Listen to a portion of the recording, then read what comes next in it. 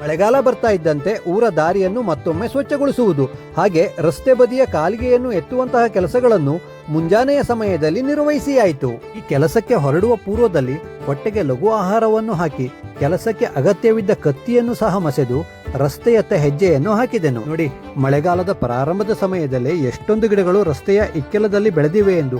ಇವುಗಳನ್ನು ಸ್ವಚ್ಛಗೊಳಿಸದಿದ್ದರೆ ಕೆಲವೇ ದಿನಗಳಲ್ಲಿ ರಸ್ತೆಯ ಮೇಲೆ ಸಂಚಾರ ಮಾಡುವುದು ಸಹ ತುಸು ಕಷ್ಟಕರವಾಗಬಹುದು. ಹಾಗೆ ಬೆಳಗಿನ ಸಮಯದಲ್ಲಿ ನಾವು ಈ ಕೆಲಸವನ್ನು ಮಾಡುತ್ತಿರುವುದರಿಂದ ನಮಗೆ ಹೆಚ್ಚಿನ ಆಯಾಸವೂ ಸಹ ಆಗಲಿಲ್ಲ. ಈ ರೀತಿ ರಸ್ತೆಗೆ ಅಡ್ಡವಾಗಿ ಬೆಳೆದ ಗಿಡಗಂಟಿಗಳನ್ನು ಸ್ವಚ್ಛಗೊಳಿಸುವ ಸಮಯದಲ್ಲಿ ಸಿಕ್ಕ ಉತ್ತಮ ಹಸಿ ಸೊಪ್ಪನ್ನು ತೋಟಕ್ಕೆ ಹಾಕುವ ಸಲುವಾಗಿ ಪಿಂಡಿಯನ್ನು ಕಟ್ಟಿ ಹೊರಲು ಪ್ರಾರಂಭಿಸಿದೆವು. ಈ ರೀತಿಯ ರಸ್ತೆಯ ಸ್ವಚ್ಛತಾ ಕೆಲಸದಿಂದ ತೋಟಕ್ಕೆ ಸಹ ಸಾಕಷ್ಟು ಸಾವಯವ ಕಚ್ಚಾ ವಸ್ತುಗಳು ದೊರಕುತ್ತಿವೆ ನೋಡಿ. ಹಾಗೆ ಇಲ್ಲಿ ಕಾಣುತ್ತಿರುವ ರಸ್ತೆಯ ಅಂಚಿನ ಕಾಲಿಗೆಗಳನ್ನು ಸಹ ಮಳೆಗಾಲದ ಪೂರ್ವ ಸಿದ್ಧತೆಗಾಗಿ ಸ್ವಚ್ಛಗೊಳಿಸಿದ್ದನ್ನು ಕಾಣಬಹುದು. ನಮ್ಮ ಊರಿಗೆ ಬರಲು ಬೇಕಾದ ಸುಸಜ್ಜಿತ ರಸ್ತೆಯನ್ನು ಸರ್ಕಾರ ನಮಗೇನೋ ನಿರ್ಮಿಸಿಕೊಟ್ಟಿದೆ.